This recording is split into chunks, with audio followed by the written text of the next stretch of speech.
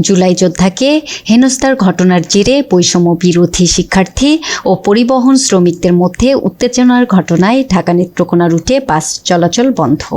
ময়মনসিংহ নগরীর Maskanda bus stand এলাকায় জুলাই যোদ্ধাকে হেনস্থার ঘটনায় বৈষম্য বিরোধী শিক্ষার্থী ও পরিবহন শ্রমিকদের সঙ্গে দ্বন্দ্বের জেরে ঢাকা নেত্রকোনা রোডে সব ধরনের বাস চলাচল বন্ধ রয়েছে।